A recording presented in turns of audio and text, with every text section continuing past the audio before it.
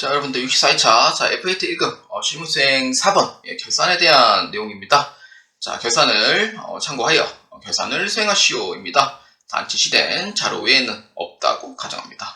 없어요, 진짜로. 그렇기 때문에 이 자료 외에는 아무것도 없습니다. 그렇기 때문에 자료 설명에 대해서 한번 보도록 하겠습니다. 자, 1번에 대해서 한번 보겠습니다. 장기 차입금에 대한 기간 경과분 이자 25만원 계산하였다입니다. 이 기간 경과분이라는 그 자체가 뭐 성급이나 선수에 대한 얘기는 아니에요. FAT 1급 칠 때 사실 전사회계도 똑같아요. 우리가 기간 경과분이라고 하면은 도대체 어떤 기간 경과분을 얘기를 하는 건가 라는 또 생각을 가지는 분도 계시기 때문에 과연 이게 이제 성급에 대한 기간 경과분인가, 아니면은 선수에 대한 기간 경과분인가, 아니면은 미수에 대한 건가, 미지급에 대한 건가, 이거를 끊임없이 생각을 하는데 또 불구하고 많이 헷갈려 합니다, 사람들이. 자, 그러면은 이 문제에 대해서 선수하고 성급을 이제 독학하시는 분들을 위해서 이제 얘기를 하자면은, 기간 경과분에 대한 성급과 선수는 반드시 문제에서 언급되어 있는 게 1년치분에 대한 그 성급이라든지 그 다음 선수에 대한 내용이 무조건 언급이 되어 있습니다. 그러니까 1년치 립이 좋냐 안 좋냐 언급이 되어 있어요. 근데 그 얘기가 만약에 없다라고 하면은 그때는 이제 미수하고 미지급이 돼요. 그러면은 이 문제에서는 1년치 분에 뭐 미리 이제 뭐 지급했다라는 언급은 없다는 거죠. 그래서 미수 또는 미지급으로 하시면 돼요. 이렇게. 그러면은 장기 차입금에 대한 기간 경과분 이자 25만원을 계산했다는 거는 장기 차입금이 뭐예요? 부채입니까? 자산입니까? 부채예요? 그러면 이자를 주는 쪽일까요? 받는 쪽일까요? 우리는 이자를 주는 쪽이에요. 이자를 주는 쪽이다? 그러면 계산가 뭐예요? 이자 비용일까요? 이자 비용에 대해서 좋냐 이랬을 때 안 좋다는 거죠. 12월 말자 기준으로 우리는 아직 이자 비용 안 줬어요 라는 뜻이에요. 그러면은 이자 비용을 안 준 거는 맞으니까, 그러면 차변에 이자가 안 줬지만 이자는 발생했다고 봅니다. 그래서 이자 비용으로 처리를 하고요. 대변에는 이자를 안 줬잖아요. 일반 전표 입력에 클릭을 해서 12에 31일자로입니다. 그러면은 이자 비용으로 처리해요. 자, 그럼 대변에 뭘로 처리하면 돼요? 그렇죠. 미지급 금이 아니고 미지급 비용을 처리하셔야 돼요. 그렇기 때문에 다시 1번에 미지급 비용으로 이렇게 처리하시면 됩니다. 그래서 올해 12월 말자까지 이자를 안 줬다 이렇게 생각하시면 돼요. 자, 그 다음 2번에 해당하는 내용입니다.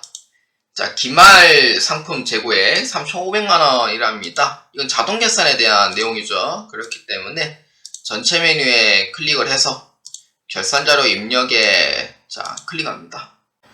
자, 날짜는 1에서 12월입니다. 자, 확인 누르시면 돼요. 아무것도 하지 마세요.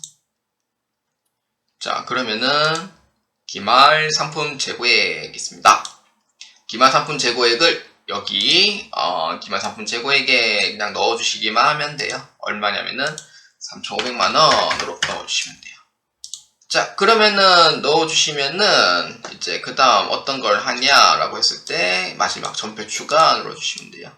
뭐 이거 외에는 할 게 없어요. 그렇기 때문에 전표 추가 눌러주시면 되고, 전표 추가 완료되었고, 그러고 나서 일반 전표에 클릭을 해서 상품으로 처리하면 되죠.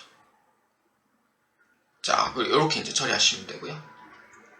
자, 그 다음에 전체 메뉴에 클릭을 하면은 이익 잉여금 처분계산서 확정일. 자, 3번에 대해서 한번 클릭합니다.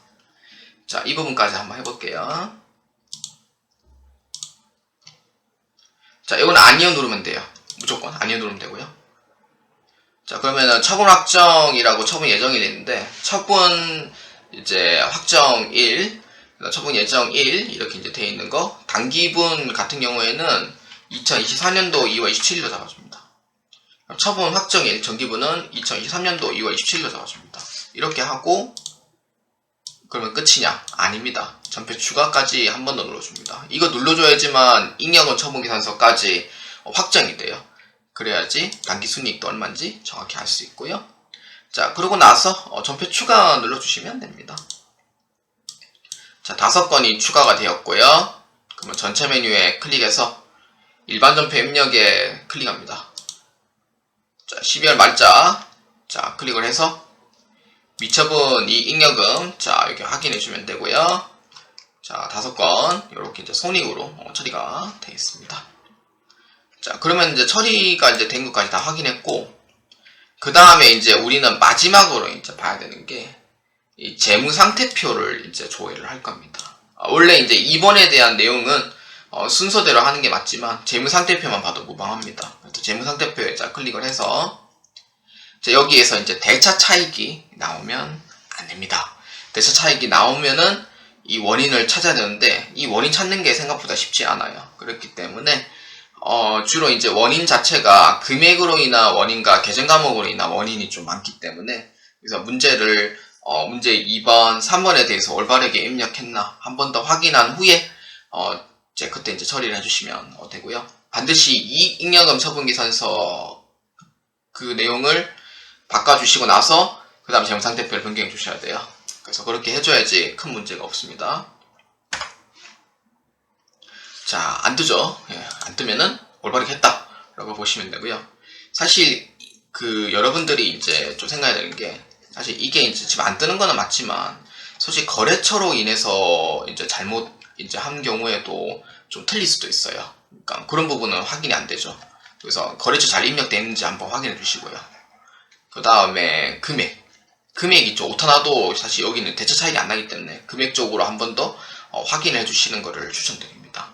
그렇기 때문에 이 부분에 대해서는 확인이 안 되는 부분이기 때문에 그래서 이 부분에 대해서는 추가적으로 개별적으로 한번 시험 치기 전에 딱 그러니까 거래처랑 금액이랑 잘 되어 있는지까지 한번 또 확인해 주시길 바랍니다. 자, 이렇게 하면은 모두 다 끝이 나고요. 자, 저는 그 다음 실무수행 평가 21번부터 30번까지 11번부터 30번까지 한번 두 개의 파트로 나누어서 보도록 하겠습니다.